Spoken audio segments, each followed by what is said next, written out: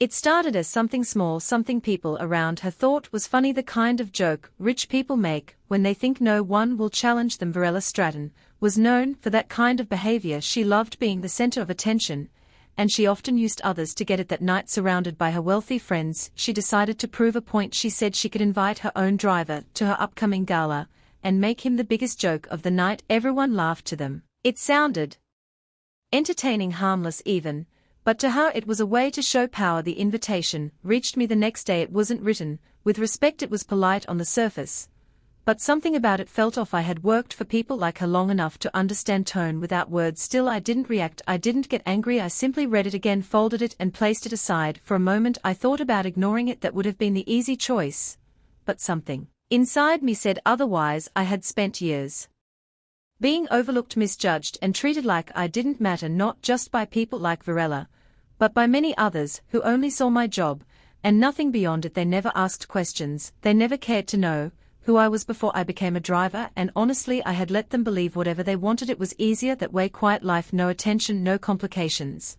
But this invitation felt different. It wasn't just another moment of disrespect. It was public, planned, designed to turn me into something I was not. That's what made me pause. Not anger, not pride, just a quiet decision forming in my mind. When I showed up for work that day, Varela acted like nothing unusual had happened. She gave her usual instructions, barely making eye contact.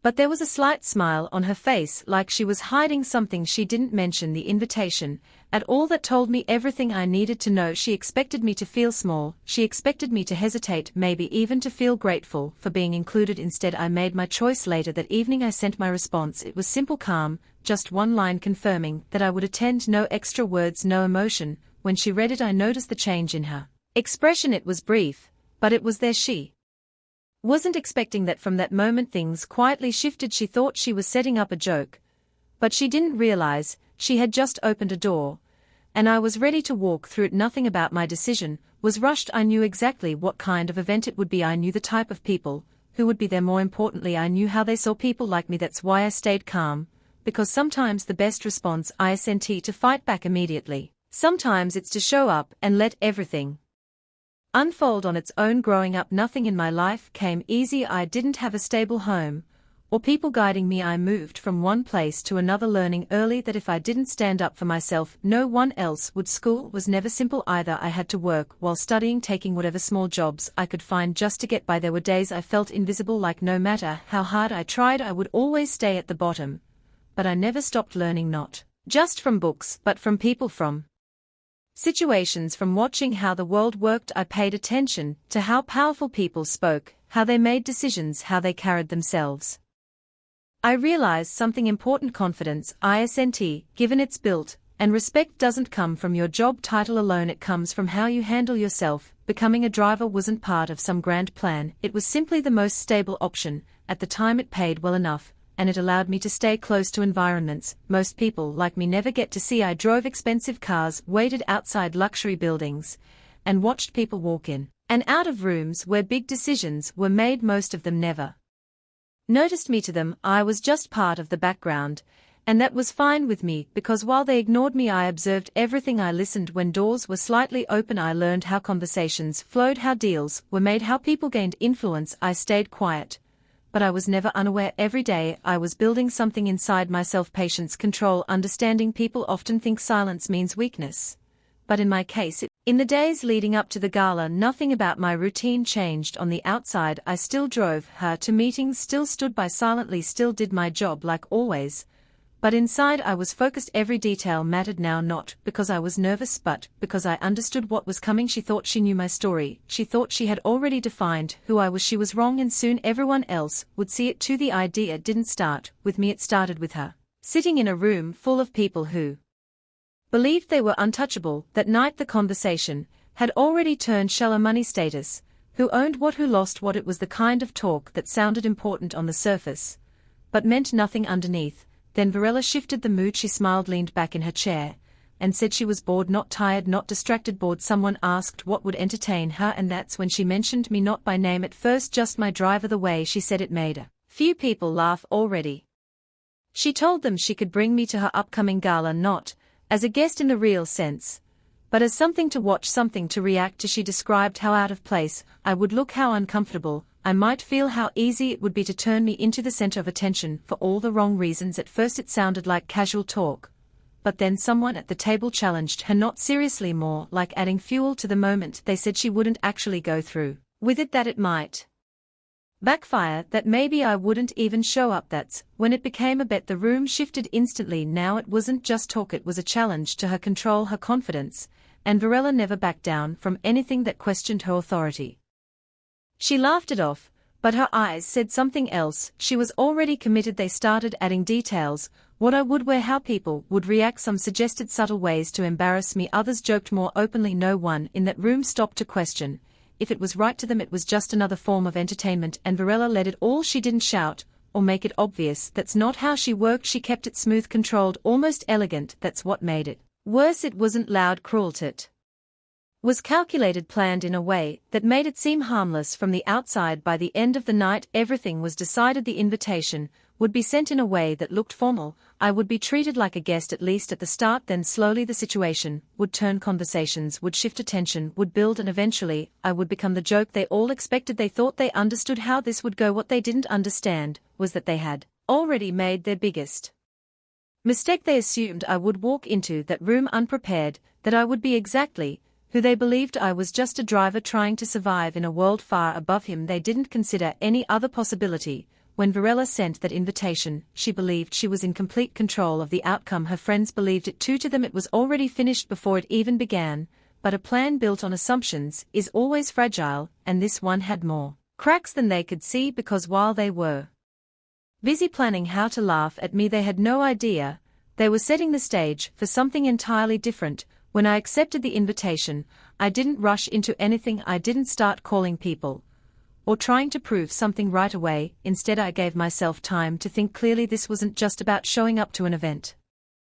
It was about walking into a room where people had already decided who I was. If I reacted emotionally, I would lose before I even arrived, so I stayed calm. I looked at the invitation again, paying attention to every detail: the location, the time, the type of event. It was a formal gala, the kind where every small thing matters: how you dress, how you speak, how you carry yourself. People in that world notice everything, even when they pretend not to. I knew I couldn't treat this like a normal evening, but I also knew I didn't need to become someone else. That was the mistake they expected me to make: either show up uncomfortable and lost, or try too hard to fit in and fail. I wasn't going to do either. Instead, I focused on preparation, in a quiet, controlled way. The first thing I did was take care of my appearance, not in a flashy way, but in a precise way. I chose a suit that fit perfectly, something simple but sharp, no bright colors, no calm, professional, focused on my work. That silence made her uncomfortable. She was used to reactions: gratitude, nervousness, even anger.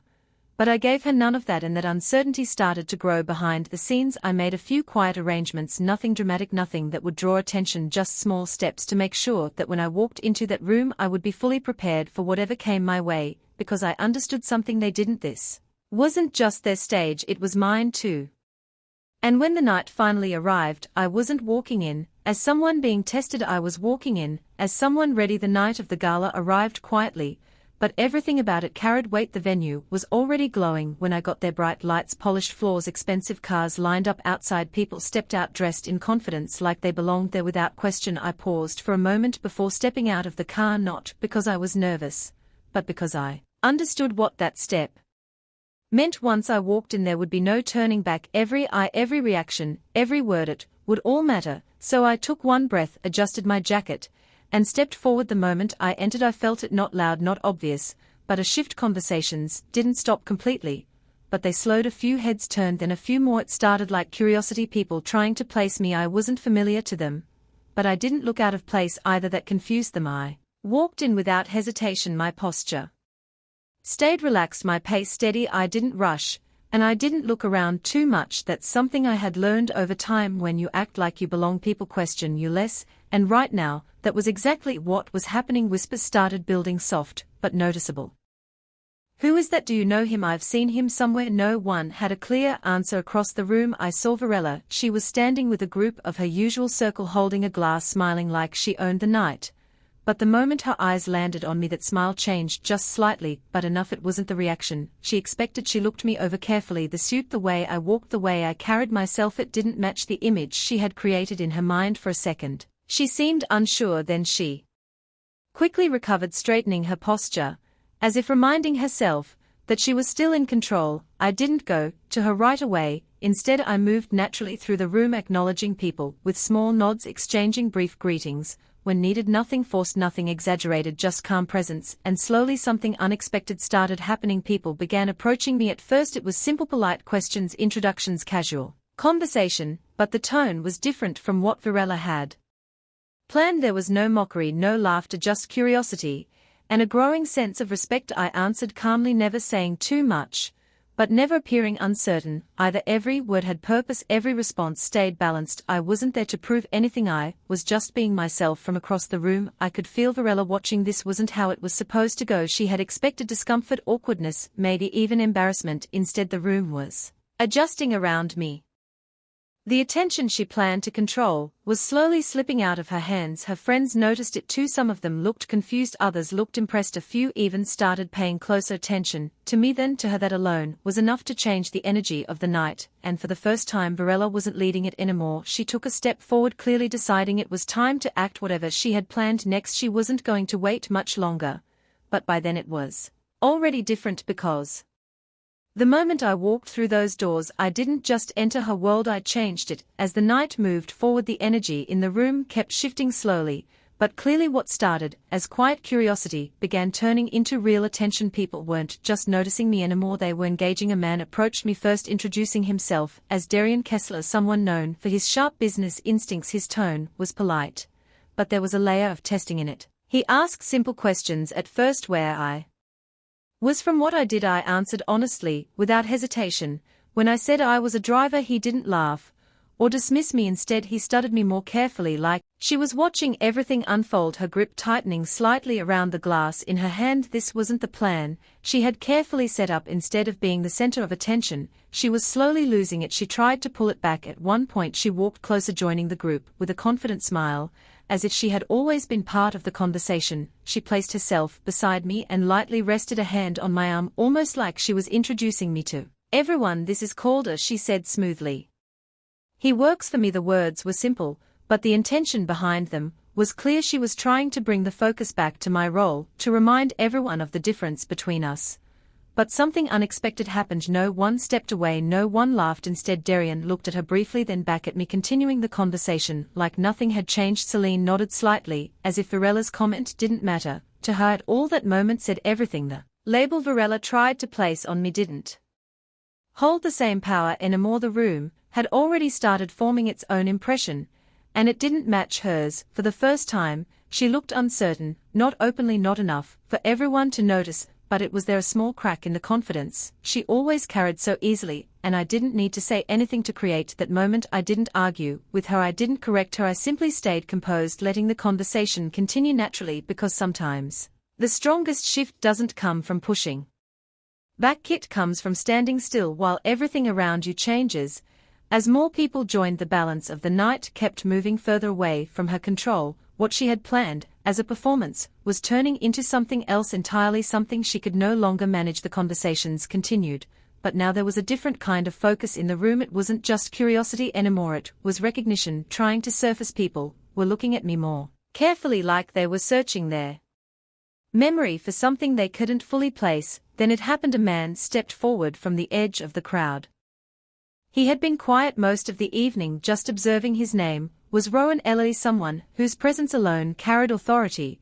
When he moved, people made space. Without even realizing it, he looked directly at me, not with confusion, but with certainty. For a brief moment he said nothing, then a slight smile formed, like he had just confirmed something to himself. I knew it, he said calmly. The words weren't loud, but they cut through the room. Conversations nearby slowed, attention shifting toward us again.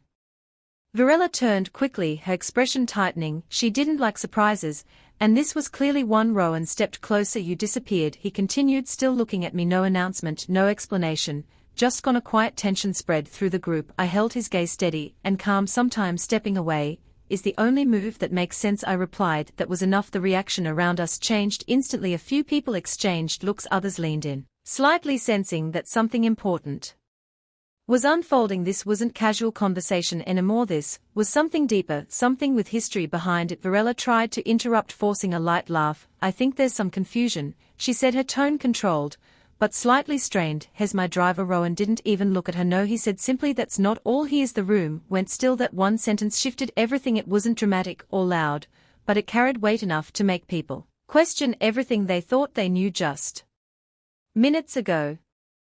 Celine's expression sharpened. Darian crossed his arms slightly, now fully focused. Others moved closer, drawn in by the tension building in the air. Varela's confidence started slipping piece by piece. I didn't rush to explain.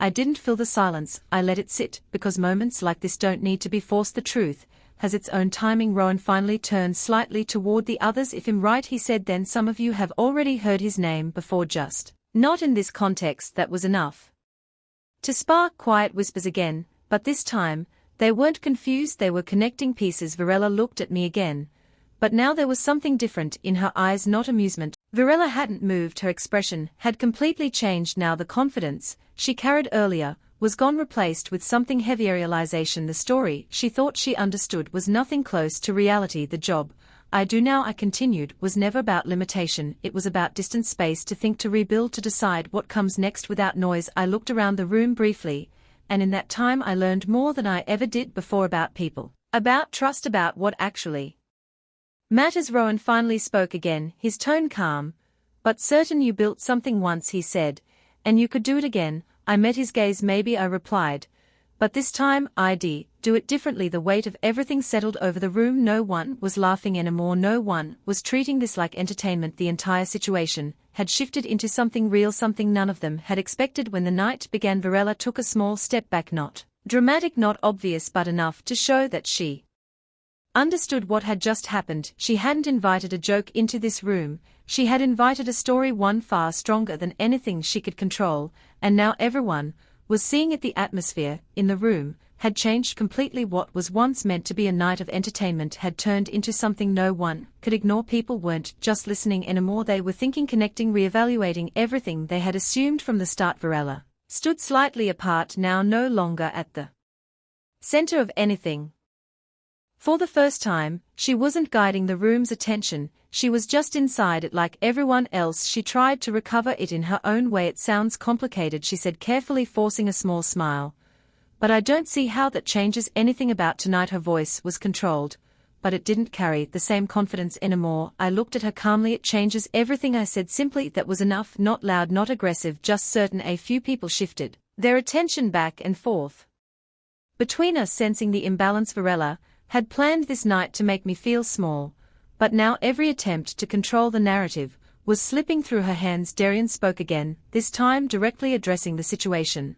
So the driver story, that's just what people see now, I answered honestly. It's what I chose to do, not what defines me. That line landed quietly, but firmly. Celine stepped forward slightly. People misunderstand quiet decisions all the time, she said. They assume absence means lack of value. Her words weren't aimed at anyone directly, but the message was clear enough. Varela's expression tightened. For a moment she wasn't used to being in a position where her words didn't shape the room anymore. She looked around expecting support from her circle, but even they were no longer reacting the way she wanted. The energy had shifted too far. I didn't push her further, there was no need.